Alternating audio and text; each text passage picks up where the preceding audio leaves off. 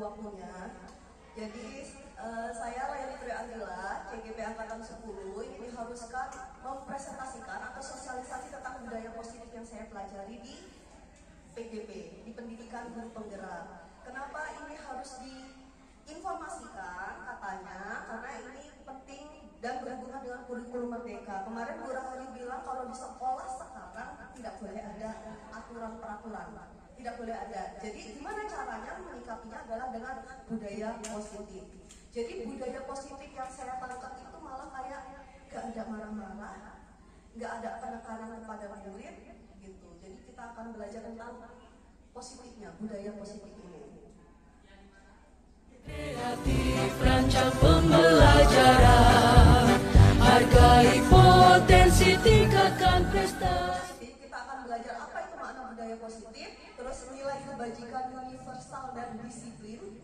Terus yang ketiga itu motivasi perilaku manusia, hukum konsekuensi restitusi. Kalau Bapak Ibu masih ingat kemarin Bu Rahali bilang tentang restitusi itu apa, kita akan belajar di situ. Dan 5 posisi kontrol, dan yang terakhir adalah segitiga restitusinya.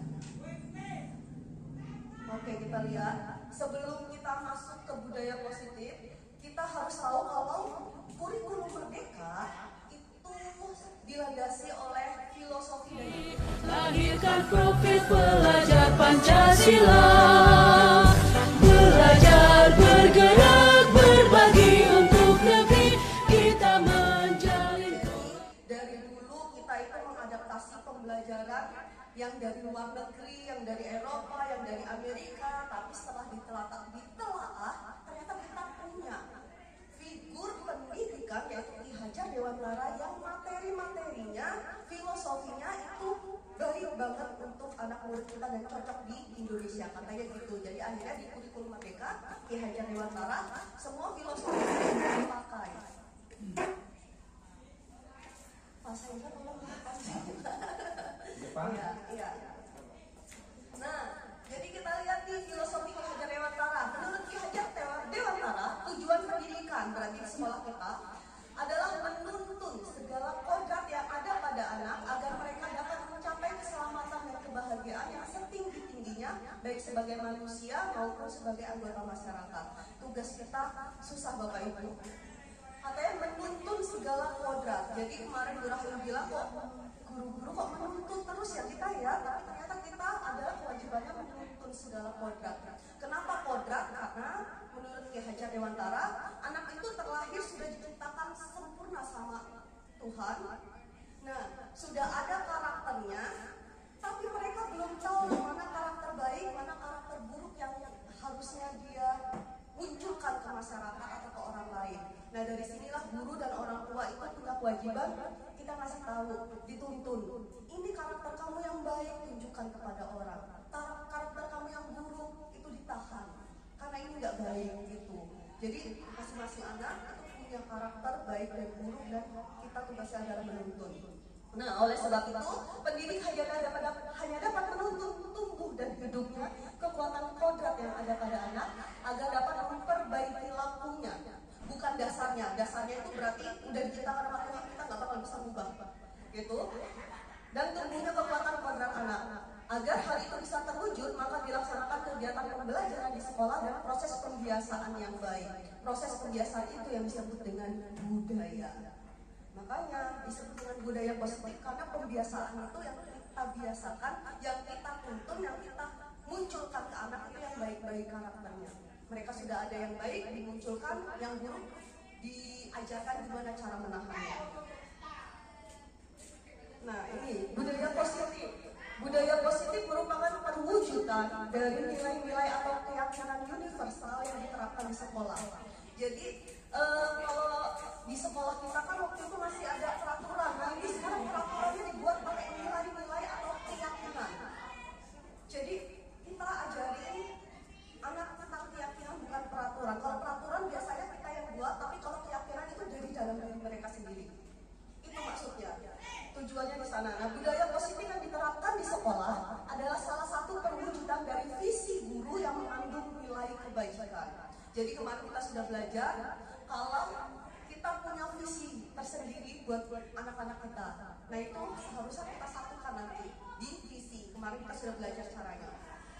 Terus budaya positif yang diterapkan di sekolah seharusnya menjadi suatu pembiasaan sehingga mendorong murid untuk melakukannya dengan kesadaran diri tanpa paksaan. Itu masuk dari peraturan.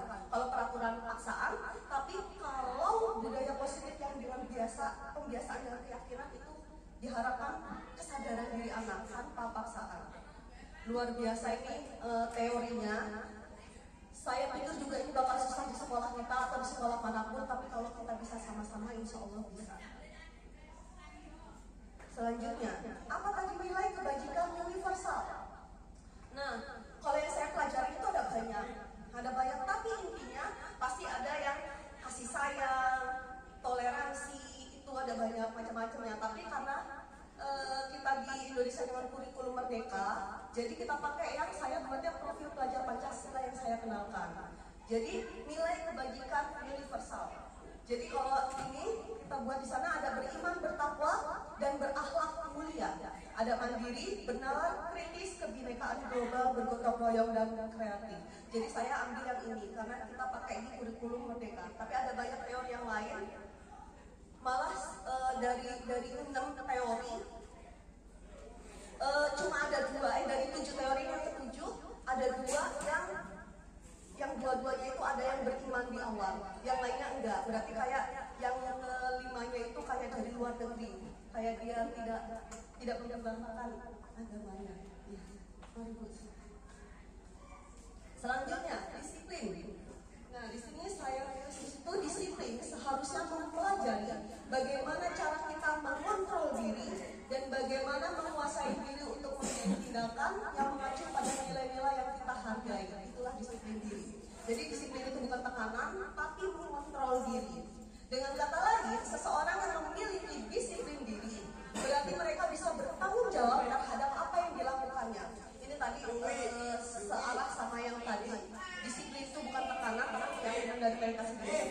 Sebagai pendidik, tujuan kita adalah menciptakan anak-anak yang memiliki disiplin diri sehingga mereka bisa berperilaku dengan mengacu pada nilai-nilai kebajikan universal dan memiliki motivasi internal bukan eksternal. Motivasi internal di sini, internal itu berarti dari dalam diri mereka sendiri, eksternal itu adalah paksaan dari kita atau ancaman dari kita. Diharapkan dengan budaya positif, anak-anak punya rasa itu. Gimana caranya? Nah, sebagai pendidik tadi itu ya, kita punya tujuan itu, terus gimana caranya? Nah, sebelum itu, kita pengen dulu jawabannya, kita lihat materi selanjutnya. Sebelum kita tanya, sebelum Bapak Ibu nanya, iya teorinya ini susah banget, teori ini bagus, tapi gimana caranya? Nanti kita akan ulas, gimana caranya biar anak-anak itu bisa disiplin secara dari dalam dirinya sendiri. Oke, ini ada keyakinan kelas. Keyakinan kelas adalah salah satu aplikasi budaya positif tentang nilai kebajikan universal. Jadi kita punya nilai kebajikan universal itu, nilai kebajikan itu nilai yang baik-baik yang diyakini oleh siswa, oleh kita juga. Nah, tapi salah satunya adalah dengan keyakinan kelas. Keyakinan bisa diartikan dengan nilai-nilai kebajikan universal yang disepakati secara tersirat dan tersurat. Disepakati, itu Bapak Ibu. Kalau peraturan sekolah tidak disepakati bersama-sama, tapi dibuat dan harus diikuti, itu dia. Terus, seseorang akan lebih tergerak dan bersemangat untuk menjalankan keyakinannya daripada hanya sekedar mengikuti serangkaian peraturan tertulis tanpa makna. Murid-murid demikian, mereka perlu mendengarkan dan memahami arti sesungguhnya tentang peraturan yang diberikan. Apa nilai-nilai kebajikan di balik peraturan tersebut? Apa tujuan utamanya? Dan menjadi tidak tertarik atau takut sehingga hanya sekedar mengikuti serangkaian peraturan yang mengatur mereka tanpa memahami tujuan mulianya. Biasanya peraturan sekolah dibuat kayak gitu doang tapi tidak dijelaskan. Kenapa kamu harus begini? Kenapa harus begitu? Itu dia. Makanya sehingga jadi ada paksaan. Cara menciptakan keyakinan kelas. Keyakinan kelas bersifat lebih abstrak daripada peraturan yang lebih rinci dan konkret. Terus yang kedua, keyakinan kelas berupa pernyataan yang universal. Pernyataan keyakinan kelas senantiasa dibuat dalam bentuk positif, kalimatnya positif. Keyakinan kelas hendaknya tidak terlalu banyak sehingga mudah diingat dan dipahami oleh semua warga kelas. Keyakinan kelas sebaiknya sesuatu yang dapat diterapkan di lingkungan tersebut. Terus semua warga kelas hendaknya ikut berkontribusi dalam pembuatan keyakinan kelas lewat kegiatan curah pendapat. Terus yang terakhir adalah bersedia meninjau kembali keyakinan kelas dari waktu ke waktu, berhasil atau enggak. Nah, sekarang kemarin Pak Samingan bilang, ya Pak Samingan, udah pernah buat kesepakatan kelas sama anak.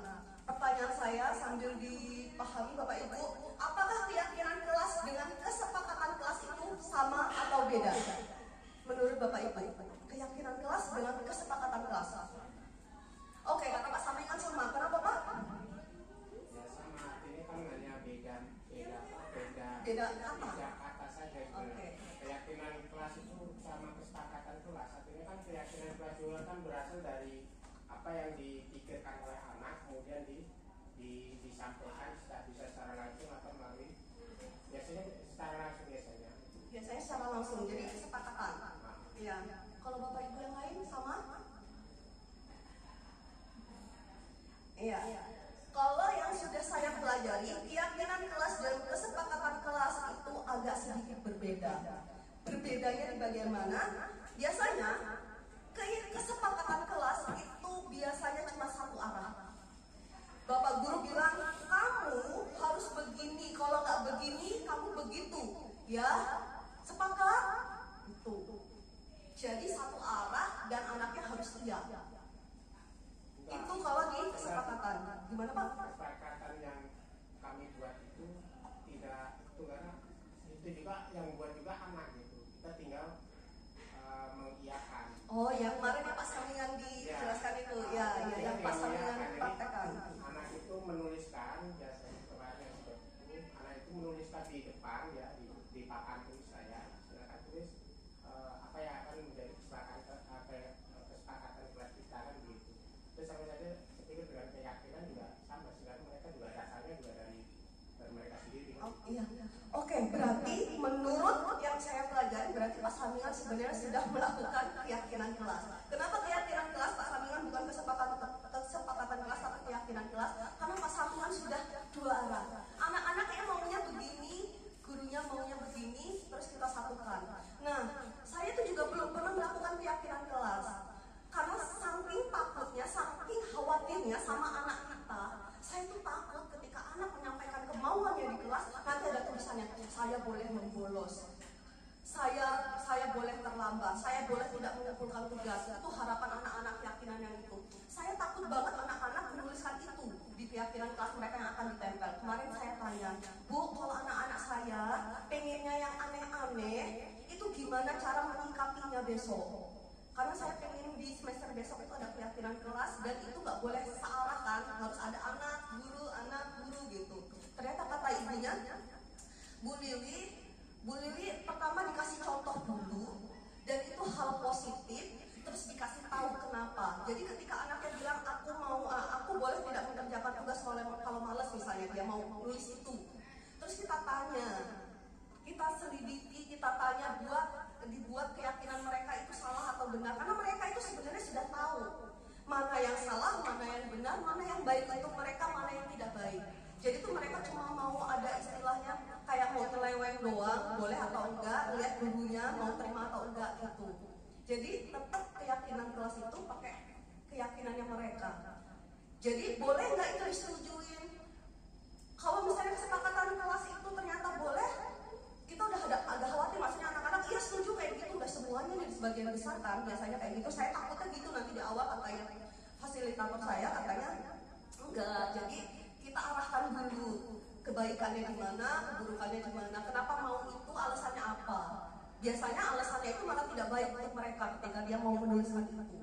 Jadi kita buat caranya yang kayak gitu. Nah ini, jadi keyakinan kelas dengan kesepakatan kelas sebenarnya berbeda. Jadi keyakinan kelas itu dua arah, kesepakatan biasanya adalah dari satu arah aja. Jadi yang sebenarnya dilakukan Pak Samingan adalah sudah keyakinan kelas Pak. Ya luar biasa. Mungkin ada guru lain yang sudah pernah membuat keyakinan kelas dengan muridnya selain Pak Samingan? Saya pribadi belum pernah. Berarti baru Pak Samingan. Ya. Hebat Pak. Semoga dilanjut besok kalau pas ada jam ngajar ya Pak ya. Iya. Ya, ada jam ngajar. Ketika masuk kelas, semoga keyakinan kelas dipakai dan guru-guru lain bisa tanya sama Pak Samingan, gimana caranya membuat keyakinan kelas biar jadi gitu. Nah, contoh keyakinan kelas tadi kan harus simple dan tidak boleh banyak. Jadi ya 4, 5 atau 6 itu. Jadi simple ini contohnya adalah matikan handphone, piket lebih awal, pakai seragam sesuai aturan, hargai sesama, ini contohnya. Bisa dilihat di internet yang lain. Kebersihan kelas, tanggung jawab bersama. Nah, nanti ada caranya. Jadi kalau kita kan ada aturan, nah nanti di caranya buat mengontrol anak itu adalah kita yakinkan dengan ini.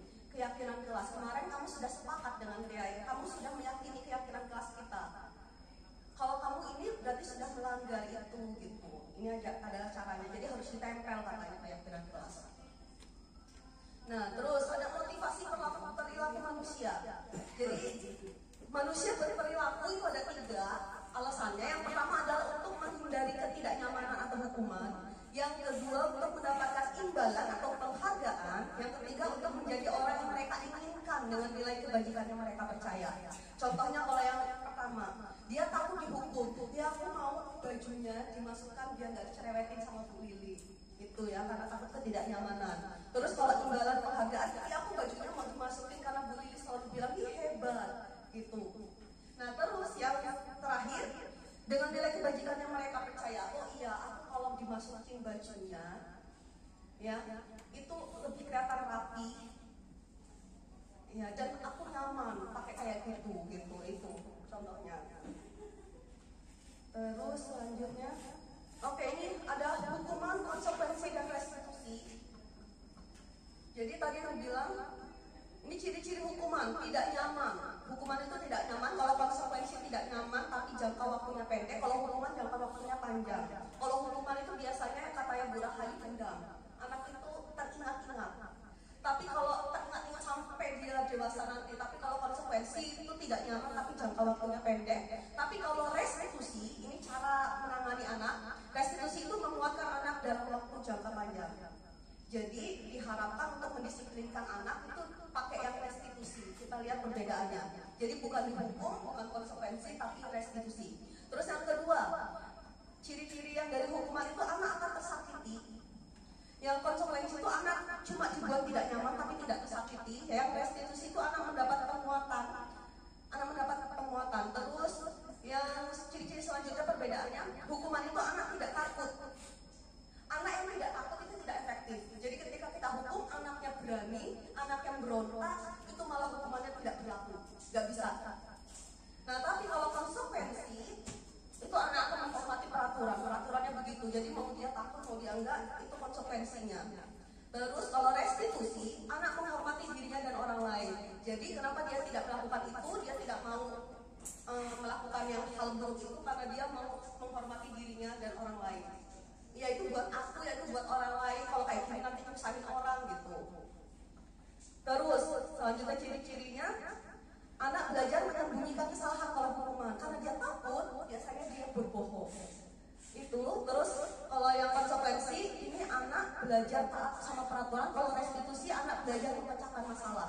Jadi nanti kalau masalah dia akan belajar sendiri memecahkan masalah. Terus kalau hukuman biasanya dibuat oleh guru, konsekuensi dibuat oleh guru dan anak. Tapi kalau restitusi dibuat oleh anak. Itu gimana caranya nanti kita akan belajar. Nah, selanjutnya kita akan belajar tentang 5 posisi kontrol. Ada orang yang posisi kontrolnya sebagai penghukum, pembuat merasa bersalah, teman, pemantau, dan manajer. Kita lihat contohnya, aplikasinya. Nah ini. Jadi ada anak yang terlambat dan guru yang melihat anak itu terlambat. Kalau sebagai penghukum, pasti dia ngomongnya gini, terlambat lagi. Kapan sih kamu bisa datang tepat waktu? Itu penghukum. Nah, ketika dibilang kayak gitu, anak itu bisa marah, mendendam atau agresif, atau kita bisa teriak-teriak atau marah gitu ya. Nah ini, jadi kalau kita penghukum itu pasti dengan nada suara tinggi atau bahasa tubuh melotot, intinya yang anak-anak tidak suka. Terus selanjutnya adalah teman, nada suaranya ramah, akrab, bercanda. Jadi contohnya kalau ini yang terlambat, Adi, ayolah gimana sih kamu kemarin udah janji kan? nggak terlambat lagi. Kenapa sekarang terlambat? Ya udah, nggak apa-apa, duduk dulu sana nanti. Bapak bantu. Kamu ini loh terlambat dulu gitu. Itu posisinya sebagai teman. Kalau begini resikonya anak hanya akan berbuat sesuatu bila yang nyuruh adalah guru itu. Karena misalnya Bu Lili yang sebagai teman, ya aku mau nurut apa kata Bu Lili aja. Misalnya kita nyapunya, ayolah nyapu, kasihan loh, Bu Lili ini capek loh, ya kita sama-sama lah itu ya. Nanti akibatnya di ujung-ujungnya adalah ketika nanti sama Bu Eva, sama Bu Rani dia nggak mau, tapi cuma sama Bu Lili aja. Itu kalau di kita pakai posisi kontrol sebagai teman. Terus posisi kontrolnya kalau sebagai pemantau. Kalau ini ceritanya begini, Adi tahu nggak kamu sekarang jam berapa? Jam berapa kita mulai pelajaran? Tahu Pak, kamu terlambat 15 menit. Kamu udah ngerti nggak konsekuensi yang harus dilakukan kalau kamu terlambat? Ngerti Pak, saya harus tinggal kelas pada jam istirahat nanti dan mengerjakan tugas ketertinggalan saya. Iya benar, nanti pada saat jam istirahat kamu harus tinggal kelas untuk menyelesaikan tugas yang tertinggal tadi. Bagus ya dibandingkan yang kedua tadi. Resikonya, guru tetap harus memantau anak pada saat mengerjakan konsekuensi. Kenapa? Jadi kalau kita sebagai pemantau, anak itu resikonya adalah dia mau ngerjain konsekuensi itu kalau ada kita. Jadi harus terpantau. Kalau enggak, dia nggak mau. Kata teori itu Bapak Ibu. Terus selanjutnya adalah manajer. Jadi kalau yang manajer ini posisi kontrol manajer, jadi ini ditanyainnya Adi, kamu tahu kalau sekolah mulai jam berapa? Tahu Pak, jam 7. Jadi kamu terlambat. Kira-kira gimana kamu akan memperbaiki masalah ini? Terus katanya Adi, saya bisa menanyakan teman saya Pak untuk ngerjain tugas yang tertinggal. Oke, itu bisa, itu solusi juga. Terus solusi yang besok gimana? Besok ada masalah lagi nggak? Kamu bakal terlambat lagi nggak? Gitu ya. Masalah kamu akan bisa hadir tepat waktu, gimana caranya besok? Enggak Pak, saya nggak bakal terlambat lagi. Saya bisa hadir tepat waktu katanya. Oke, saya hargai usahamu untuk memperbaiki ini. Kita lihat besok ya. Gitu. Nah, di sini kalau di posisi manajer, guru akan mengembalikan tanggung jawab pada murid untuk mencari jalan keluar permasalahannya. Jadi ketika si Adi jawab, aku mau kayak gini Pak, itu solusi menurut dia. Terus kata gurunya, kalau menurut guru, oh iya itu bisa jadi solusi. Salah satunya karena memang kalau terlambat tertinggal, itu bisa jadi solusi. Tapi ada solusi yang besar, itu adalah besok dia terlambat lagi atau enggak gitu. Jadi di situ kalau di posisi manajer.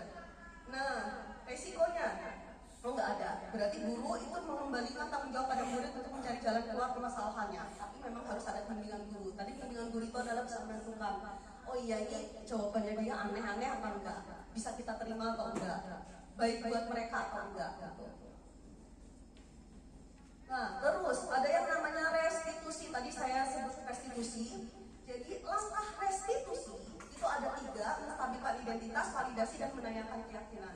Jadi menstabilkan identitas ketika seorang merasa sedih dan emosional, mereka tidak bisa mengakses bagian otak yang berfungsi untuk berpikir rasional. Saat itulah ketika kita harus menstabilkan identitas anak. Jadi ketika kita menangani anak, itu jangan langsung, tapi pertama dulu menstabilkan identitas dia. Jadi dibuat mereka tenang dulu.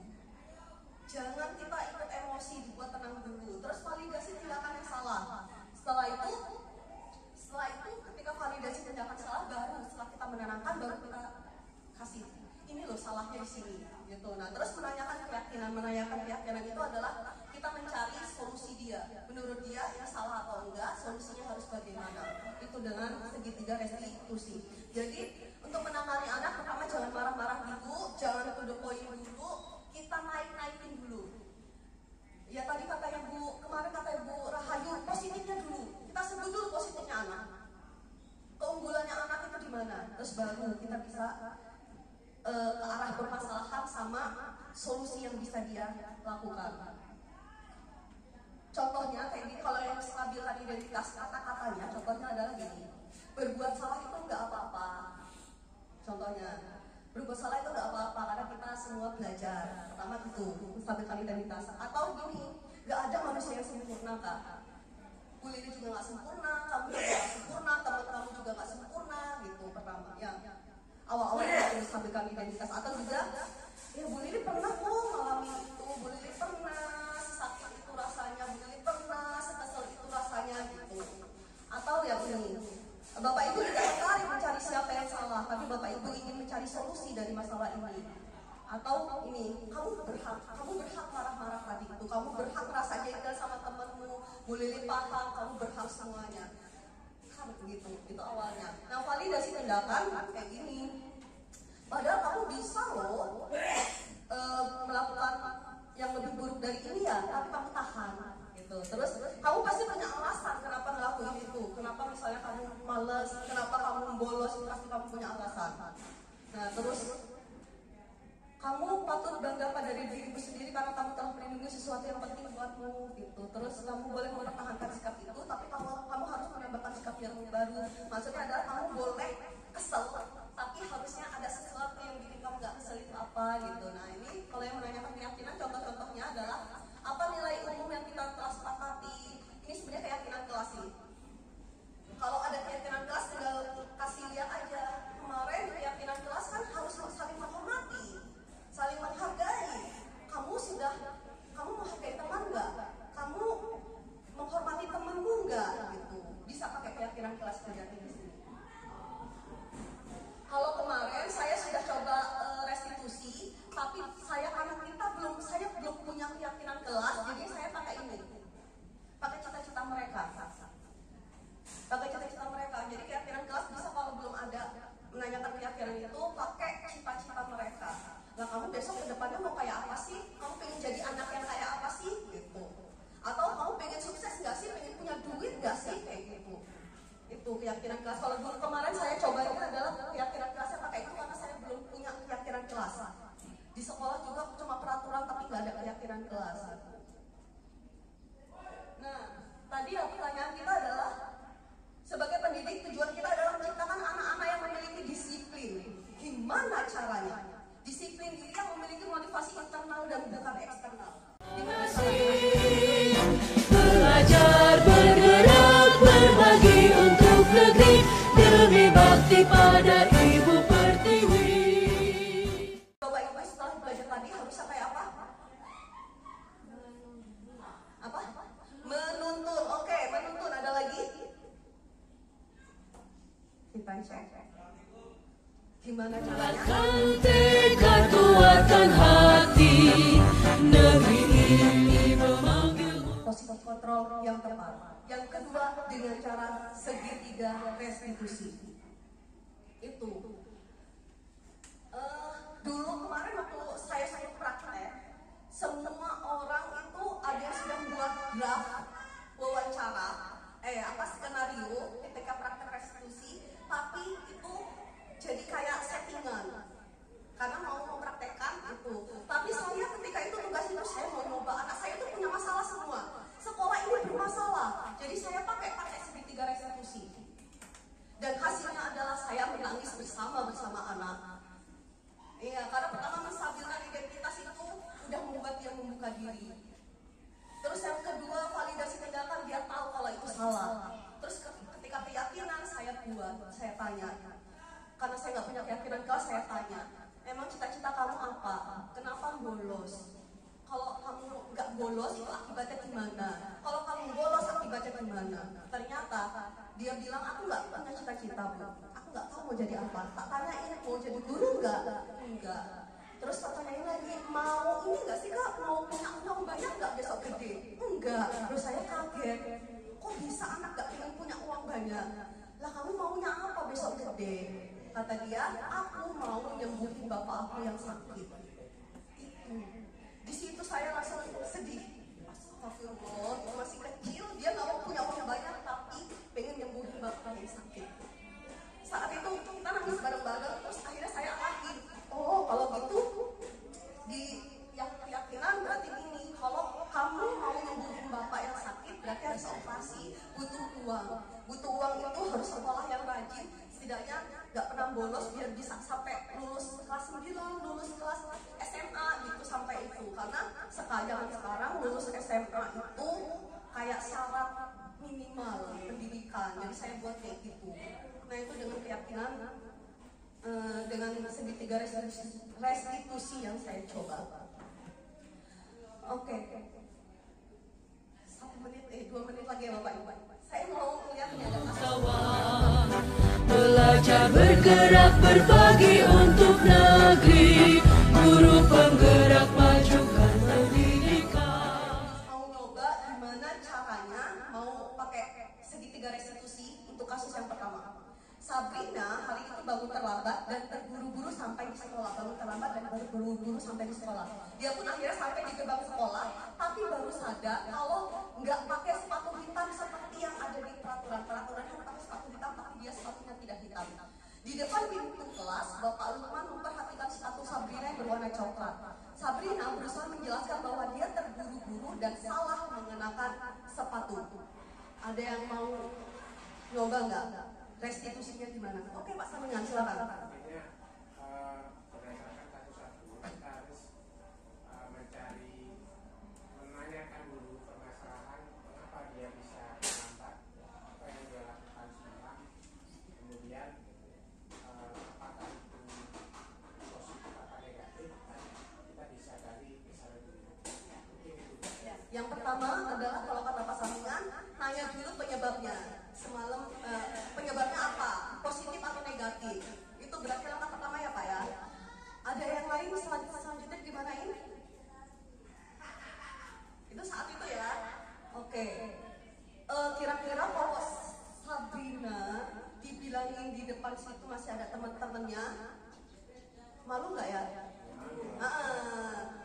Oke, ditanyain kenapa terlambat kayak gini-gini, karena gini-gini. Dia jawab. Kalau dia jawabnya karena terburu-buru gitu ya, mengenakan sepatu.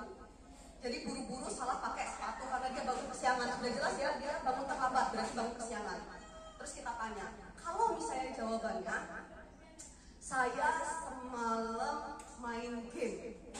Kalau jawabannya saya semalam main game, apa yang Bapak Ibu lakukan? Selanjutnya pertanyaannya, ini setelah kita panggil. Kalau anaknya main game, ada yang Bapak? Kita tanyakan positif negatif. Oh iya. Jadi kaitannya dengan tanggung jawab dia sebagai siswa. Oke. Ini langsung ke keyakinan kelas. Itu Bapak, keyakinannya dia. Berarti tanggung jawab siswa seperti apa? Kalau main game ditanyain dulu ya Pak. Kalau main game bagus atau enggak? Gitu ya Pak ditanyain. Iya. Iya nggak apa-apa. Kan kita punya ini langkah sendiri. Jadi kalau ketika anak jawab main game, terus kita tanyain, nggak langsung marah ya Bapak ya? Iya, nggak boleh langsung marah. Itu kalau saya dulu, saya cuma gitu. Bisa-bisanya. Saya bilang kayak gitu, tapi ternyata kalau di sini nggak boleh. Jadi kita paham dulu, oh main game, seru ya main game itu ya? Sampai lupa waktu ya? Iya. Itu kita hitung dulu, iya main game itu memang seru, sampai lupa waktu. Karena memang game itu candu, bikin lupa waktu, tahu-tahu jadi kamu tuh nggak ngeliat jam ya, tahu-tahu sudah jam 1 ya, iya. Oh gitu, emang main game apa, main game ini, terus apa yang kamu rasakan kalau pas main game? Seneng gitu, seneng gitu ya. Nah sekarang untuk rasa seneng itu ada banyak waktu 24 jam, ya kan? Ada waktu 24 jam. Jadi intinya kamu harus bisa memanage waktu sendiri. Kalau malam jam 1 seharusnya kamu ngapain? Kalau jam 1 anak-anak jawabnya apa? Kalau jam 1 malam harusnya ngapain itu? Tidur Bu, tidur Pak, iya tidur. Terus tadi malam kamu tidur enggak? Enggak Bu, katanya gitu. Nah itu jadi diarahkan ke sana. Jadi contoh kecil ya Bapak Ibu ya. Saya juga mungkin masih belajar, terus mungkin juga belum fase gimana caranya, tapi setidaknya ketika kita paham kalau budaya positif itu tidak dengan penekanan, budaya positif itu adalah sesuatu kata-kata yang positif, yang kita ucapkan adalah yang positif, itu yang diharapkan di sekolah, di semua sekolah, itu yang diharapkan orang tua yang percaya untuk disekolahkan di tempat kita. Gitu Bapak Ibu. Kayaknya sudah selesai. Nah ini yang saya sudah melakukan segitiga restitusi. Majukan pendidikan, guru penggerak menghamba pada murid. Misalnya, kalau misalnya di saya pribadi, kalau saya di pribadi saya lebih tenang. Kalau Bapak Ibu tahu, ingat, ya pasti paham lah. Kalau saya itu orangnya suka marah-marah. Tapi ketika pakai restitusi, saya tidak emosional. Psikis saya, badan saya, psikis itu berarti perasaan saya, hati saya, badan saya, fisik saya itu tidak lelah ketika saya pakai ini. Tuh. Cuma mungkin kalau dari Bu Maya suruh pakai restitusi buat semua anak yang bermasalah, masalahnya tempat anak kita banyak sekali. Kalau Bu Maya cuma Bu Maya yang melakukan, pasti Bu Maya lelah fisik sama mentalnya juga. Jadi kita harus sama-sama. Itu maksudnya. Karena masalah di sekolah kita banyak. Oke, udah selesai. Itu Bapak Ibu sosialisasi dan saya tentang budaya positif. Semoga bermanfaat, semoga bisa jadi pembelajaran kita, pembelajaran saya dan Bapak Ibu biar sekolah ini bisa menerapkan budaya positif yang sesuai dengan filosofi Ki Hajar Dewantara. Karena tugas guru adalah menuntun, bukan menuntut, seperti yang dikatakan oleh Bu Rahayu kemarin. Ya, begitu Bapak Ibu. Nanti kalau mau ditanya apa silakan tanya, nggak di forum ini, forum santai juga nggak apa-apa. Karena ya nanti kalau misalnya saya nggak bisa jawab, saya juga bisa nanya sama guru-guru saya sebelumnya yang sudah paham. Begitu Bapak Ibu, saya akhiri. Terima kasih untuk waktunya. Assalamualaikum warahmatullahi wabarakatuh.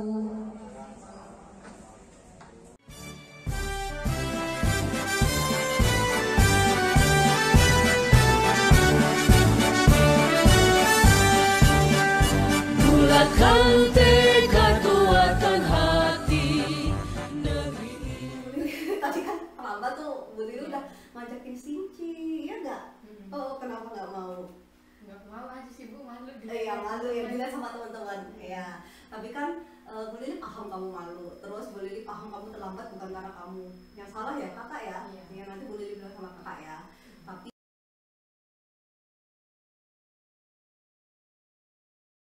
Tapi kan tetap Ya kalau hari-hari biasa nggak apa-apa sih terlambat. Iya. Yang penting jangan Senin Kamis gitu. Good. Berarti Sinci udah paham ya? Iya. Iya, harusnya begitu ya. Sinci udah deg-degan, udah bilang sama kakak, tapi kakak masih kayak gitu. Enggak, yang kalau Bu Lili nanya tadi kenapa Sinci nggak mau diajak Bu Lili karena malu ya? Ya nggak apa-apa kalau malu. Tapi kan kita punya kewajiban, ya. Terus Sinci piket tadi. Piket Bu. Di mana? Di lapangan voli ngebantuin Bu Pimpinan, Putri. ngebantuin teman-teman. Sama teman-teman. Terus di lapangan buangin sampah. Buangin sampah. Oh berarti itu sampah udah penuh sama Sinci dibuangin? Sama Iya. siapa? Ada ditumpuk, aku tuh nikrain, Nova berangkat masih nggak siang juga masih duluan aku. Nova buanginnya nikrain. Oh iya, ya udah bagus. Makasih ya kak. Pokoknya Bu Lili berterima kasih karena Sinci udah walaupun datang terlambat, Sinci udah mau bantuin tiket. Bu Lili terima kasih banget sama Sinci.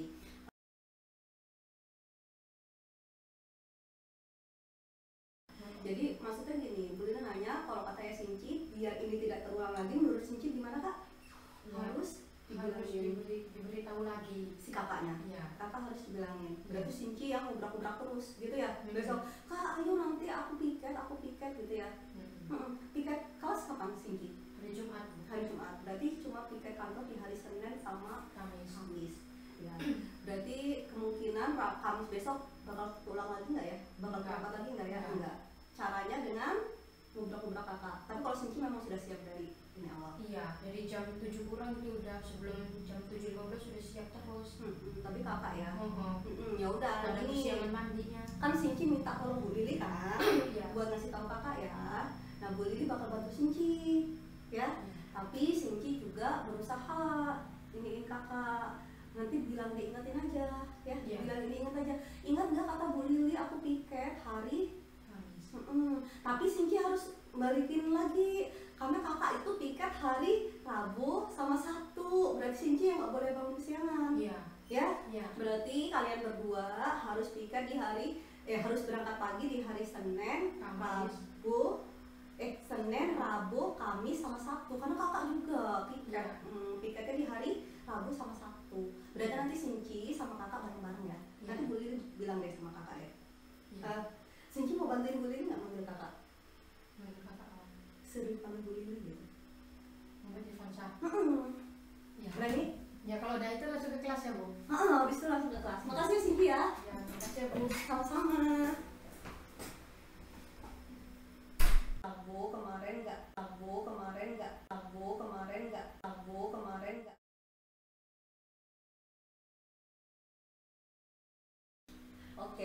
paham lah kalau Agil itu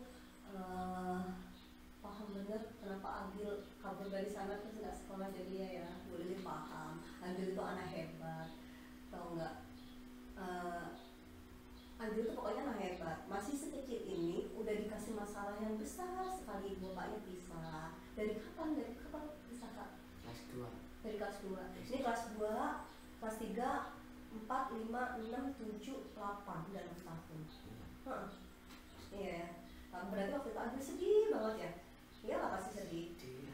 Ya pasti sedih. Pokoknya intinya gini, Bu Lili paham kenapa Agil kayak gini, dan Bu Lili cuma jempol buat Agil. Masih kecil sudah ada masalah besar kayak gini, tapi kok Agil hebat sekali gitu loh, bisa bertahan. Ya good job ya Kak.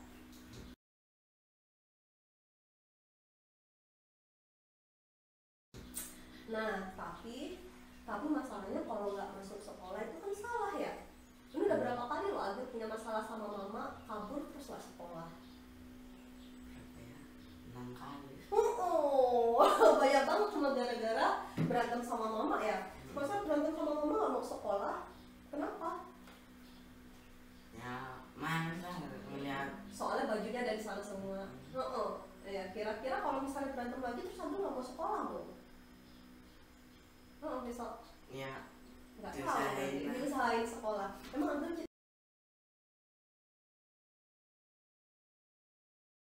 sekolah. Emang Agil cita-citanya apa sih besok gede? nggak tahu. Belum tahu. Kalau pengen jadi guru pengen nggak? Ya gini, kalau Agil pengen punya uang banyak nggak besok gede? Enggak, pengennya apa? Ya pengennya bisa bapak sehat, bikin bapak pulih lagi sehat bisa lihat. Oh, kata dokter sakit apa dong?